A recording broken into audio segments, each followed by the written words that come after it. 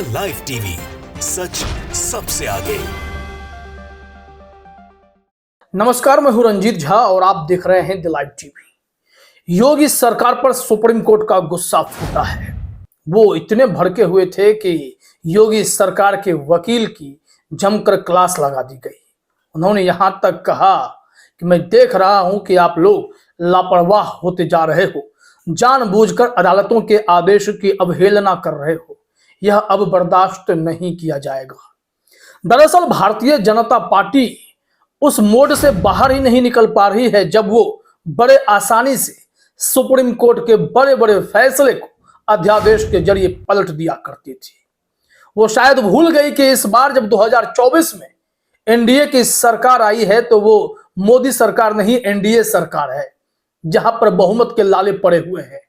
और जुडिशरी में कहा भी जाता है कि जब सरकारें बहुमत की होती हैं तो जुडिशरी दबाव महसूस करती है, और जब बहुमत नहीं होती है ना सरकार की, तो फिर वो दबाव जो है सरकार पर पड़ता है। ये रिटायर्ड जस्टिस संजय किशन कौल का कहना था।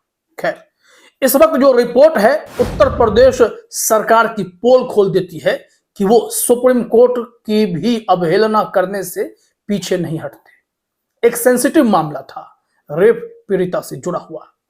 इस मामले में जो अभियोजन पक्ष है उन्हें कुछ निर्देश दिया गया था। योगी सरकार को बहुत उचित निर्देश दिए गए थे, जिन सब की अवहेलना हो गई। क्या मैटर है वो हम बताएं आपको, लेकिन उससे पहले जो सीधे सीधे कठोर टिप्पणी की गई है योगी सरकार पर, योगी सरकार के वकीलों को जो फटकार लगाई गई है, जरा देखिए आप। हिंदुस्तान ने लिखा है, न्यायमूर्ति अमानुल्लाह ने उत्तर प्रदेश सरकार की ओर से पेश वरिष्ठ अधिवक्ता गरिमा प्रसाद से कहा, हमारा आदेश अनिवार्य था, इसका अक्षरशः पालन किया जाना था। हम महज मनोरंजन के लिए कोई आदेश पारित नहीं कर रहे हैं।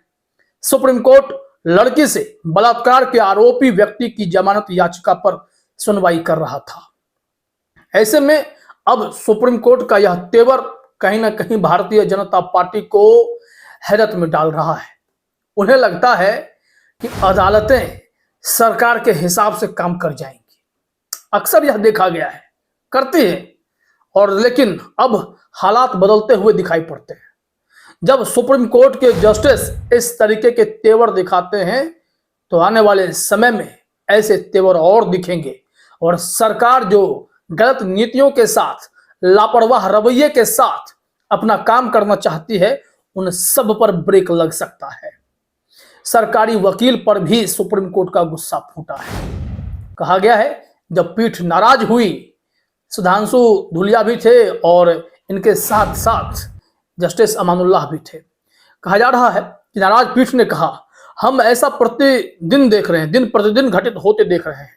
सरकारी वकील हमारे आदेशों को गंभीरता से नहीं ले रहे हैं। यदि एक सप्ताह के अंदर ऐसा नहीं हुआ तो हम आपके गृह सचिव को यहां बुलाएंगे। यह सब होने देने में हम ही दोषी हैं। गलती हमारी ही है कि हम आपको थोड़ी छूट दे देते हैं। पीठ ने कहा कि राज्य के वकील का रवैया बहुत लापरवाही भरा है। इन्होंने कहा कि चूंकि यह एक अनिवार्य आदेश था, इसलिए अभियोजन पक्ष को समय बढ़ाने के लिए याचिका दायर करनी चाहिए थी। गरिमा प्रसाद से उन्होंने साफ तौर पर कहा कि आपको अब सावधान रहने की जरूरत है। हमारी ही गलती है कि आप लोग इतने मनमाने रवैये के साथ अदालत को हल्के में लेते हैं, जो मन में आता है सो करते हैं। यह उचित नहीं है। योगी सरकार की वो वकील गरिमा प्रसाद अपने आप को वहां पर बहुत ही डाउन फील कर रही होंगी कि सरकार के गलतियों का खामियाजा उनके प्रतिनिधि को भुगतना पड़ता है। यहां आपको गौर करना होगा कि सुप्रीम कोर्ट किस तरीके से अब सरकारों पर नकेल कसने की तैयारी में है।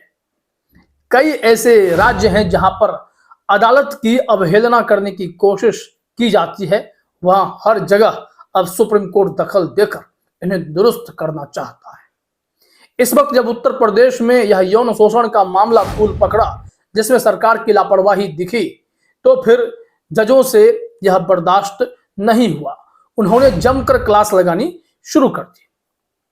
यहां सीधे सीधे कहा गया कि भाई हम कोई आदेश जो है मनोरंजन के लिए तो जारी नहीं करते, मामला गंभीर है, तो गंभीरता आपको दिखानी पड़ेगी।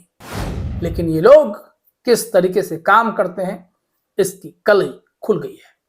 कहा जा रहा है कि सुप्रीम कोर्ट ने यौन उत्पीड़न मामले में उसके आदेश का पालन नहीं करने पर उत्तर प्रदेश सरकार को फटकार लगाई है। सुप्रीम कोर्ट ने नाबालिग पीड़िता से पूछताछ करने संबंधी अपने आदेश को याद दिलाते हुए उत्तर प्रदेश सरकार से कहा कि अदालत महज मनोरंजन के लिए कोई आदेश तो पारित नहीं करती।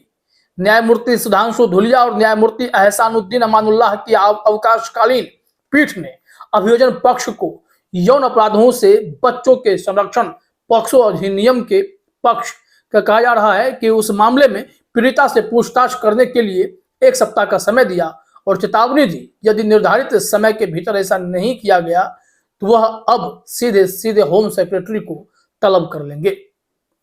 अब ऐसे में योगी सरकार को तनिक भी अगर यह शर्म महसूस होगी कि वो इतने सेंसिटिव मामले में भी लापरवाही बरत रही है तो अब एक पैर पर खड़े होकर उन्हें अपनी जिम्मेदारी को निर्वहन करना पड़ेगा।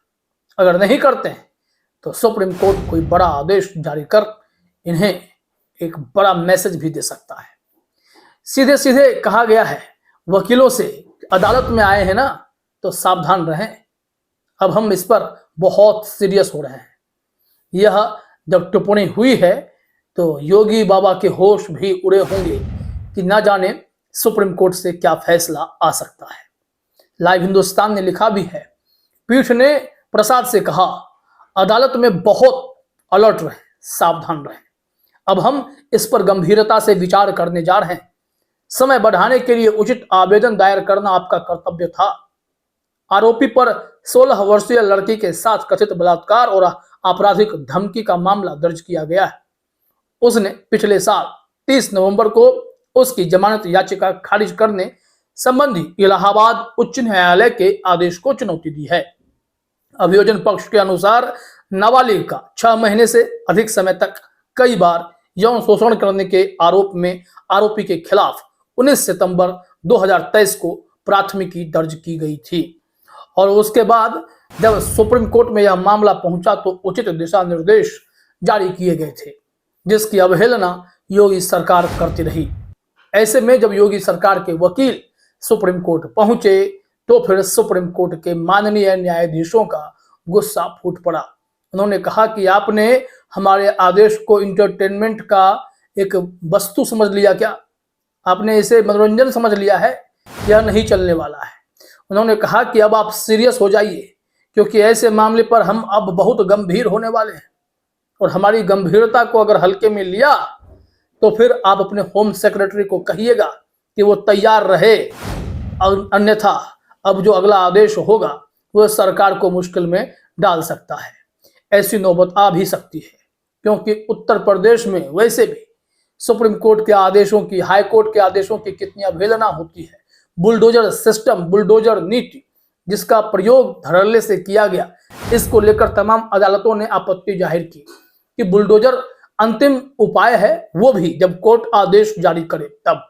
लेकिन यहां पर योगी सरकार जानबूझकर नगर निगम के नक्शा के मुताबिक बुलडोजर के जरिए मुसलमानों के घरों को, गरीबों के घरों को बर्बाद करने पर तुली हुई है। लोग मेहनत पसीने से घर बनाते हैं लेकिन मौका लगते ही उनके घरों को तोड़ देती है। अब यह सब मुद्दा देश का बड़ा मुद्दा बन सकता है क्योंकि लोकतंत्र में विपक्ष मजबूत है और सत्ता पक्ष कमजोर है, यह क्लियर है। फिलहाल इस वीडियो में इतना ही। आप सभी का हमसे जुड़ने के लिए बहुत बहुत धन्यवाद। द लाइव टीवी, सच सबसे आगे।